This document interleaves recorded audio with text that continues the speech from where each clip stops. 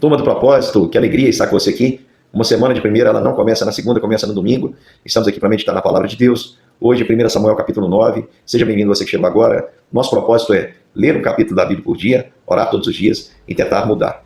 Não perca, meu querido irmão, nós estamos iniciando o período da monarquia em Israel. Chame pessoas para participar. Você vai encontrar aqui personagens apaixonantes e você vai também crescer no conhecimento de Cristo, que passa a ser revelado de uma maneira mais profunda dentro desse período. Então, sem delongas, vamos lá para 1 Samuel capítulo 9, que vai trazer a história de Saul.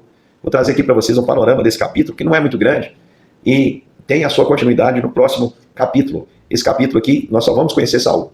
A Bíblia faz questão de mostrar que ele era um jovem de linhagem pura, ele era um benjamita de puro sangue.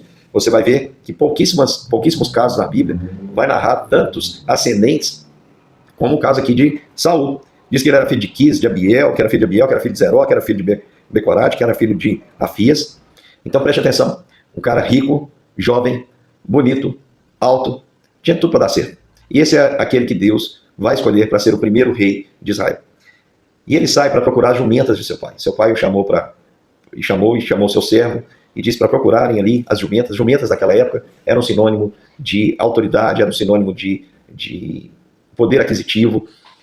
E se a gente lembrar, né, lá no livro de Juízes, você vai ver muitos juízes que tinham vários filhos que montavam jumentas. Então a jumenta era um símbolo de autoridade.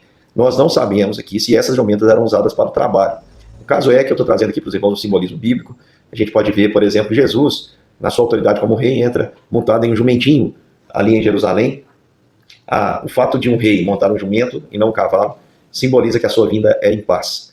Não é uma vinda para a guerra, porque o instrumento de guerra lá, a ferramenta para a guerra era o cavalo. A gente sabe que Jesus entrou em Jerusalém montado em um jumentinho, o rei da paz, morreu por nós ali, mas um dia ele virá julgar e ele vai voltar montado em um cavalo branco. Aqui no texto, então, ele parte para procurar as jumentas de seu pai. No versículo 4, vai dizer que ele saiu da região montanhosa de Efraim, partiu para a terra de Salícia, não encontrou. Depois de Salim, ele atravessou o território de Benjamim. Fiz uma pesquisa rápida, irmão, somado as possibilidades de trajetos aí de Saul, tinha vários, né? Ele pode ter percorrido de 30 a 60 quilômetros, dependendo do lugar por onde ele passou. Você imaginar 30 quilômetros naquela época, a cavalo, a pé, é muita coisa. Imagina, o texto vai nos dizer que Saul alega para o seu servo para voltar. Vamos voltar porque meu pai está preocupado agora com a gente, não é com as jumentas. Não.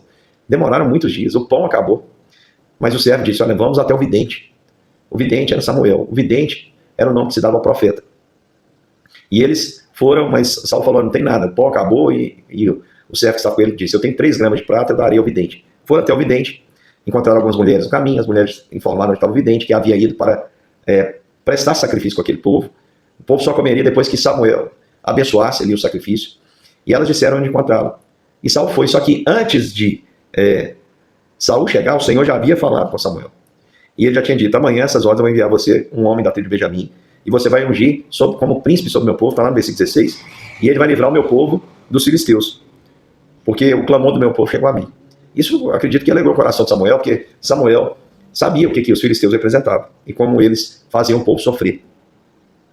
Então, quando Saul chegou, Samuel bateu os olhos, a gente sabe pela história bíblica, nós vamos ver depois aí, quando Samuel visita a casa de Jessé para conhecer Davi, que Samuel gostava muito de olhar por aparência, ao ponto de Deus chamar a atenção. Quando ele bateu o olho, ele viu que era um homem bonito, rico, jovem, alto, como nenhum outro. Eu acredito que isso mexeu com o coração de Samuel. A gente vai perceber que Samuel tinha um apelo por Saul. E ele disse, eis um homem que dominará sobre o meu povo.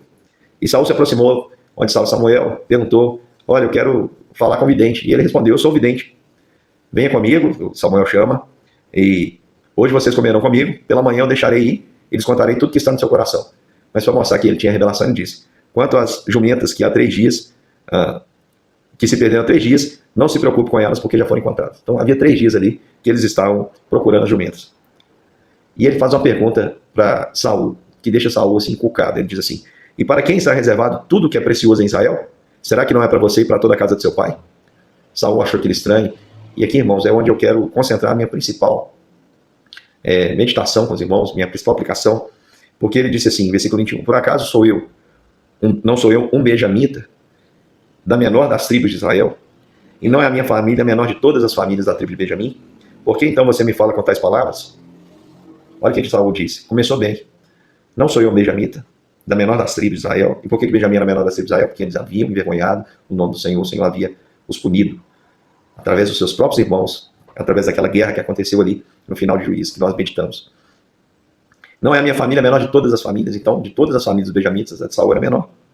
Por que é que você fala, Saul começou bem? Porque Saul, apesar de ter tudo, ser jovem, rico, bonito, alto, provavelmente inteligente, sagaz, guerreiro, como a gente vai ver aqui, no entanto, queridos, Saul não se achava suficiente. Começou muito bem. Porque esse é o caminho, irmãos, à luz da Bíblia, para o poder. O verdadeiro poder, ele se manifesta na nossa fraqueza. Quanto mais eu me diminuo, mais o Senhor cresce em mim. O poder se aperfeiçoa, segundo Paulo, na fraqueza. E aí, meus irmãos, continuando, a gente já está caminhando aqui para a conclusão, diz o texto que Samuel aqui leva Saul e o servo para que comam com eles. Ali presente tinha 30 convidados, diz o texto, e ele já havia combinado com o cozinheiro e disse, olha, traga aquilo que eu lhe pedi para deixar reservado. E ele trouxe, e ele colocou diante de Saul, versículo de número 24, trouxe a coxa e disse, aqui está o que foi reservado, pega e coma, pois o que está guardado para você é para a ocasião quando eu disse, convidei o povo. Samuel estava demonstrando diante daqueles convidados que ele havia decidido honrar a Saul. Mas não era ele, na verdade era o Senhor. Eu estou dizendo ele porque a coxa era algo que era dado ao sacerdote.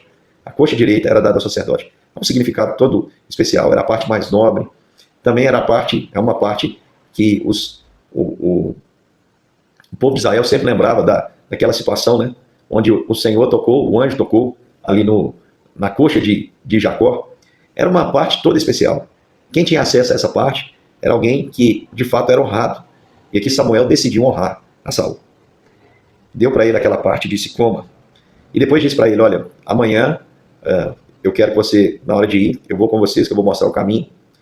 E aqui o texto termina dizendo que eles se levantaram, isso Samuel disse para eles no terraço, quando estavam chegando à extremidade, Samuel disse a Saul, diga ao seu servo que passa diante de nós, e você fique, porque eu quero transmitir a você a palavra de Deus. Então, meu querido irmão, Saul foi buscar o símbolo da autoridade real, que eram as jumentas, mas encontrou aquele que realmente pode nos dar o poder. Porque muita gente pode ter símbolos, irmãos, mas a verdadeira autoridade ela vem do Senhor. E quando o Senhor nos dá autoridade, o que nós devemos fazer com ela? Usar com sabedoria. O maior exemplo para nós é o rei Jesus, que sendo rei, sendo Deus, não julgou com usurpação ser igual a Deus, antes a si mesmo se esvaziou, assumindo a forma de servo e sendo obediente até a morte e morte de cruz. Então, se você tem alguma autoridade dada por Deus, dons, talentos, se você é um cristão, você, meu querido irmão, não deve ser soberbo por causa disso. Pelo contrário, você deve começar bem. Dizendo, eu não sou digno, como Saul começou bem. Mas a gente vai ver que isso não vai ser durante toda a sua vida. Se você, meu irmão, assumir essa postura de humildade, de reconhecer que você não é suficiente, e que o poder, todo toda autoridade vem do Senhor, pode ter certeza, você não vai só começar bem. A sua história vai correr bem. E o seu final vai ser melhor, vai ser surpreendente, vai ser glorioso, vai ser muito além do que você imaginou. Então, caminhemos em humildade, a gente aprende isso aqui neste capítulo, não perca o próximo capítulo, onde os acontecimentos, a palavra que Samuel tem para Saul vai ser dada, e nós vamos ver aí mais sobre esse que será o primeiro rei escolhido por Deus, o primeiro rei de Israel. Grande beijo, meu irmão, e até amanhã.